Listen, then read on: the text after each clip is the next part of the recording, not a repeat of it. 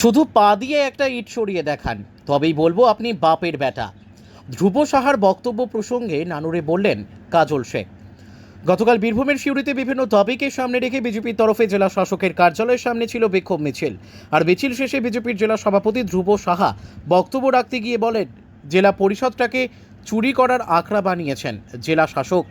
জেলা পরিষদের মাসিক বকরা নিয়ে মুসলিমদের কাজ দেওয়া হয়, বেছে বেছে হিন্দুদের কাজ দেওয়া হয় না। 1 মাসের মধ্যে জেলা পরিষদ ভাঙচুর করব, বদলে যান ভাই, না হলে গুটিয়ে দেব, নানুর থেকে ঢুকতে দেব না, নানুরের রাস্তা দিয়ে ব্যারিকেড করে দেব। কাজল শেখের নাম না করে এমনই হুঁশিয়ারি দিয়েছিলেন বিজেপি নেতা। আর এ প্রসঙ্গে শনিবার নানুরের পাপুরি গ্রামে কাজল শেখ ধ্রুব সাহাকে কুকুরের বাচ্চা বলে কটাক্ষ করলেন। তিনি এদিন আরও বলেন যে একদিন জেলা পরিষদ অফিসে পা দিয়ে দেখাবেন, শুধু পা দিয়ে দেখান, একটা ইট সরিয়ে দেখান, তবেই বলবো আপনি বাপের বেটা। এই বক্তব্য সামনে আসতেই চাঞ্চল্যের সৃষ্টি হয়েছে রাজনৈতিক মহলে। নানুর থেকে শুভদীপ গুইয়ের report, crime press Bengal news. গতকাল বীরভূম জেলা প্রশাসনিক দপ্তরের সামনে ডেপুটেশন দিয়েছিল বিজেপির কিছু নেতা। সেখানে বিজেপির কোনো এক নেতা বলবো না, দালাল, কারণ দালালি করাটাই ওনার স্বভাব, ওনার পেশা, ওনার অভ্যাস। দালালি করে উনি জীবিকা নির্বাহ করেন। কয়েক বছর আগে ওনার শুধু একটা পুরাতন ট্র্যাক্টর ছিল, সেই ট্র্যাক্টর থেকে জীবিকা নির্বাহ করতেন।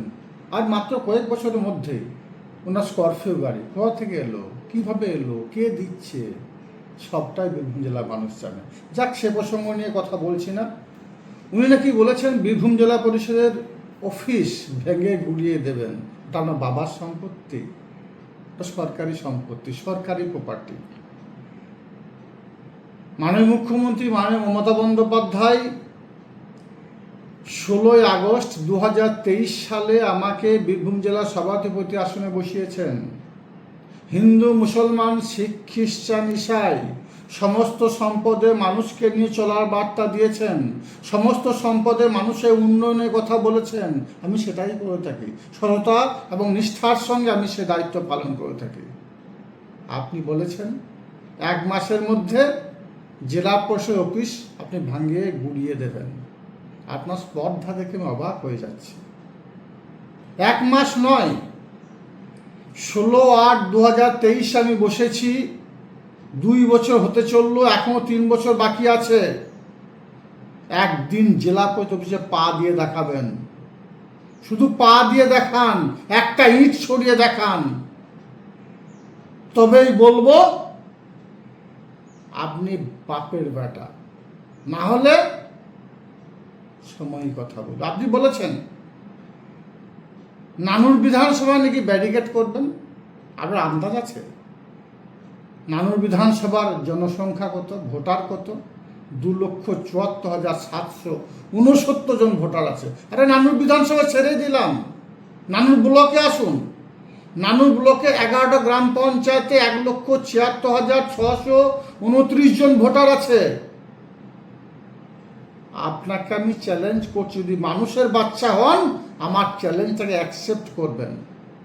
নানুর বিধানসভার বুকে, নানুরের বুকে 5,000 বিজেপি সমর্থক নিয়ে একটা জনসভা করে দেখান, মানব আমি রাজনীতি করেন। না হলে মানুষের বাচ্চা আপনাকে বলবো না, কুকুরের বাচ্চা বলবো।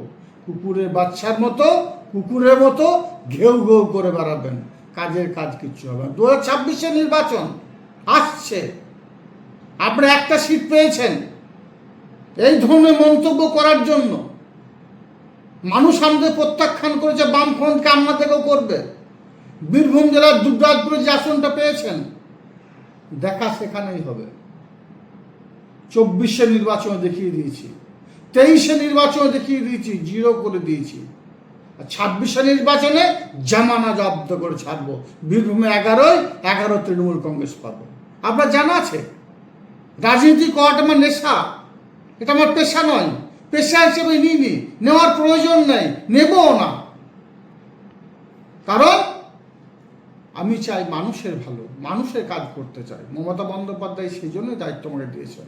আমার বাবা আমাকে যে প্রপার্টি দিয়ে গেছে ডাল ভাত খাওয়ার জন্য, সেটা যথেষ্ট। আপনার মতো দামি গাড়ি চড়ার প্রয়োজন নেই, আপনার মতো 5টা বাড়ি করার প্রয়োজন নেই, আপনার মতো 10,000 টাকা দামের পাঞ্জাবি পরার প্রয়োজন নেই।